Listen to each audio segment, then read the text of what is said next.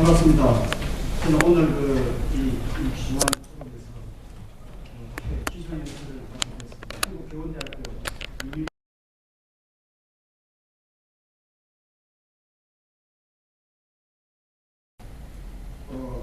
사실 부산대학교 윤승호 교수님이라든지 많은 전문가들이 부산의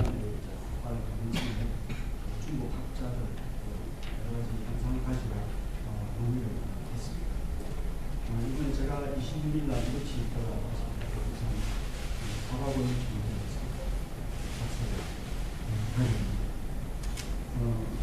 아무튼 여러 가지 학자들 논의하면 부산이 이제 학자랄 것이다 이렇게 추천을 하고 있습니다.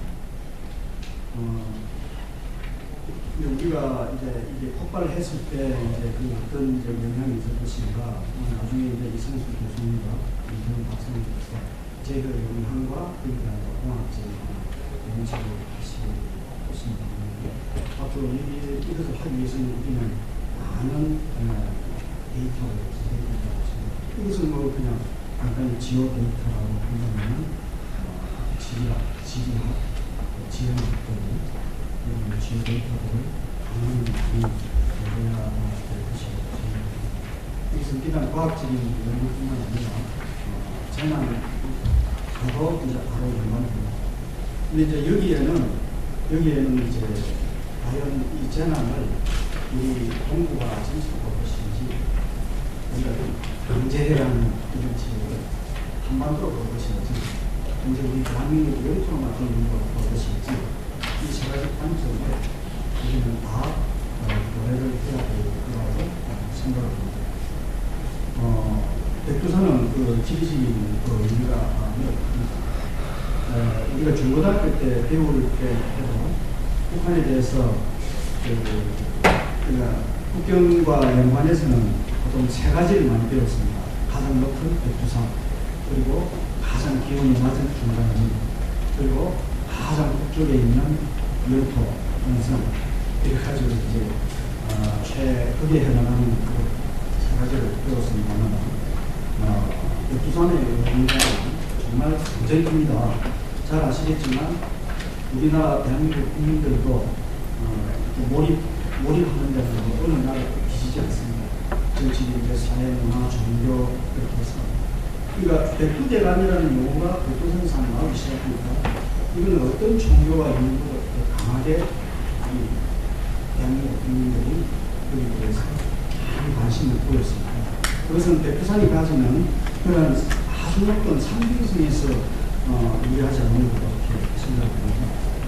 그래서 저도 최남순 선생님의 백두산 어떤 상징으로 보았고, 그 다음에 조선대 역관 중국 총관이 백두산 정대비가 관련한 중국 청난으로 대표로운 목격품과 사실은 그의 국토 외교, 치열한 국토 외교를 보이고 아주 정밀한 기록을 남긴 역관 김진남 선생의 이 기록도 우리가 이 시점에 다시 한번 살펴볼 의미가 있다고 생각합니다. 그러나 그 정대비는 일본 제국침략의 일본에 의해서 조선이 되고 연행이 된 그런 기록을 가지고 있습니다. 이게 원상을 회복하기도 쉽지 않을 거라고 생각합니다. 잘 아시겠지만 백두산은 아시아 동북 지역에서 가장 높은 지역이고, 중국에서 생태, 관광 이런 측면에서 중국도 아주 지금 소중하게 여기고 있는 것입니다. 북한에서도 이런 용어를 쓰면서도 굉장히 중요하게 생각을 하고 있습니다. 최근에 중국은 이제 삼삼 씨앗을 쿠톤을 백두산 전역에 이렇게 뿌려서 앞으로 백두산 산산이 한반도 엄청나게 열려 올 것입니다. 지금 이제 중국은 이제 동남강 하류 연해주와 연결을 해서 시베리아 호랑이 보호군으로 만들고 있습니다.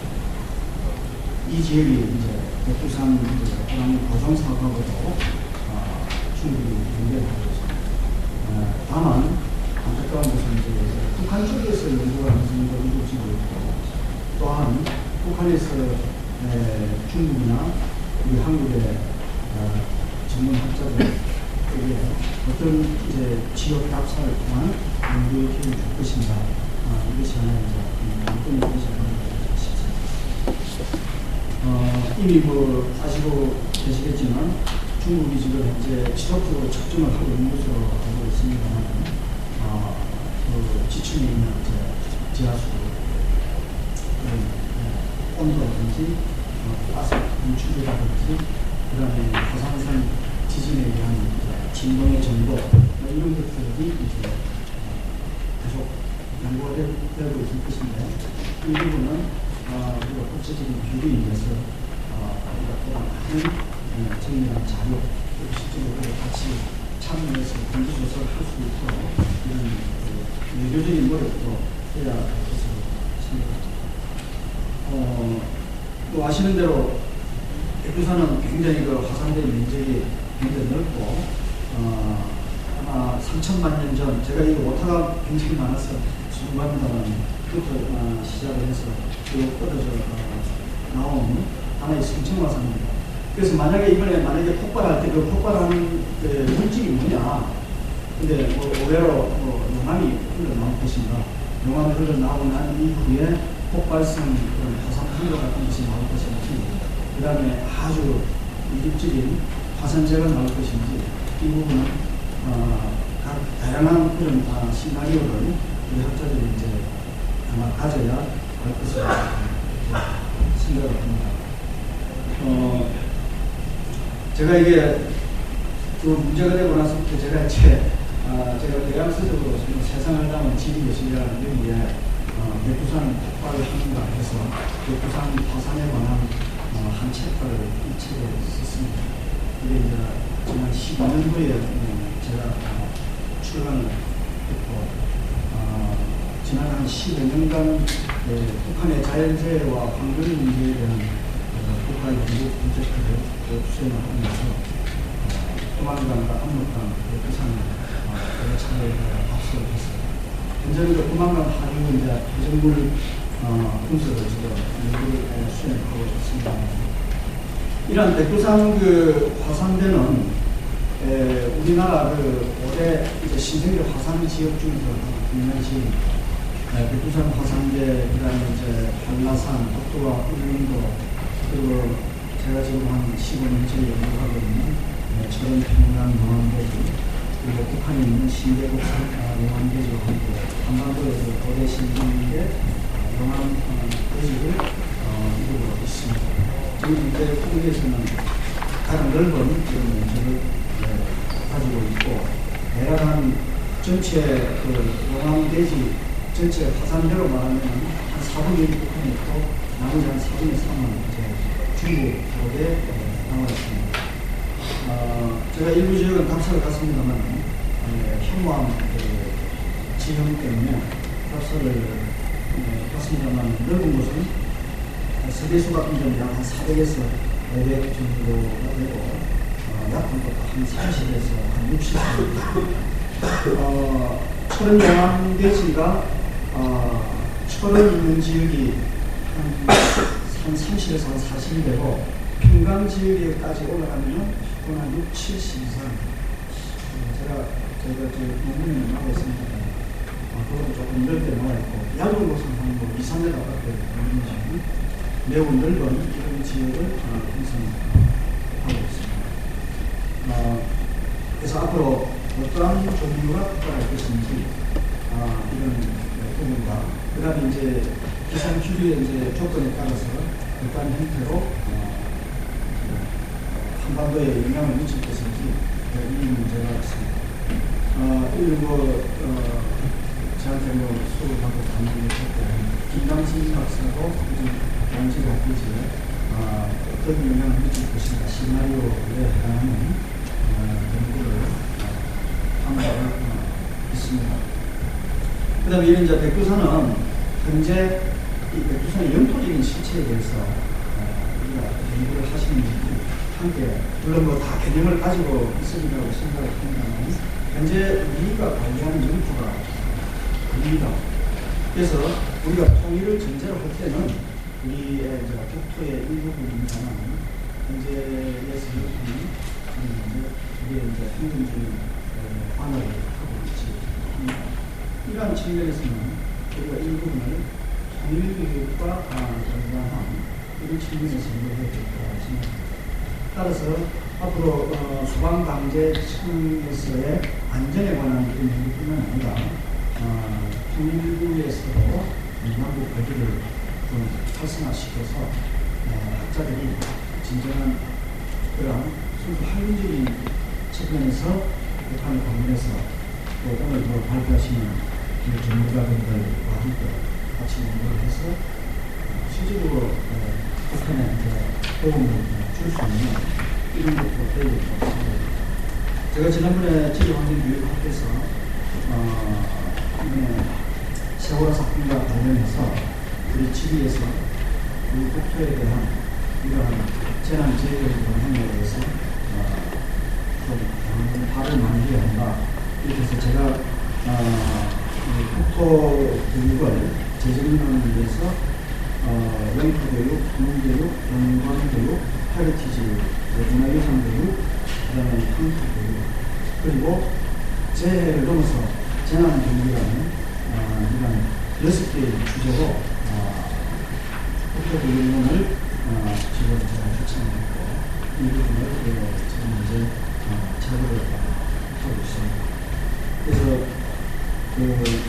가장 큰 관점은 다시 말씀드리면 백두산의 폭발과 관련한 과학적인 연구 그리고 재난재해 대비에 대한 이런 연구를 국토교육의 입장에서 같이 지리학자들이 정리를 해야 한다. 아까도 말씀드렸듯이 통일교육의 입장에서 북한 지리연구, 북한에 대한 지리 풀린 연구들이 같이 좀 촉적이 되어야 될 거라고 생각합니다. 그리고 위해서 이제 세 번째 중국과의 긴밀한 이런 교류가 있어야 될 것으로 생각합니다. 북한 쪽은 아시겠지만 산림, 농업 하나 승한 게 없습니다. 제가 어제 논의에서 북한을 이제 돕기 위해서는 어떻게 해야 되는가 총체적인 대규모 패키지가 있어야 돼요. 동시에 농업이라든지 식량이라든지 이걸 동시 다발적으로 우리가 같이 도와줘야 하는 그런 분위기라고 생각합니다. 이런 측면에서 과학자들도 지리학자들도 같이 가서 이제 지역 연구를 해줘야 된다고 생각합니다.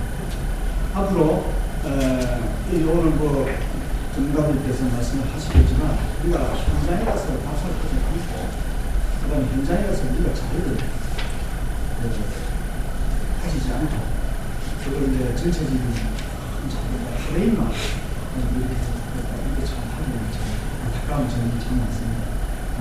앞으로 이런 연구를 하면서 실제로 직접 우리가 지역에서 조사를 할 수 있는 이런 상황이 왔으면 좋겠습니다.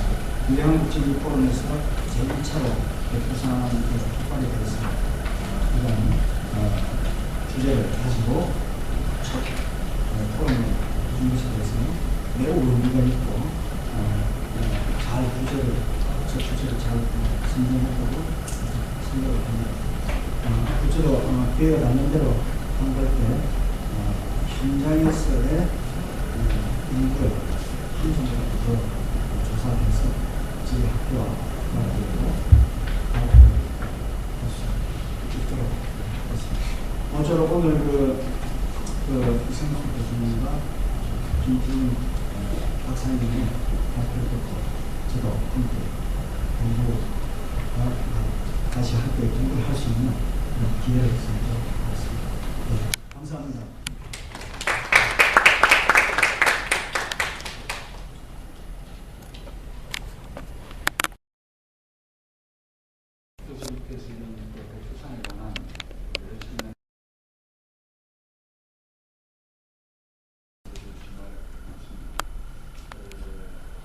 특히 현장 사업자에 대한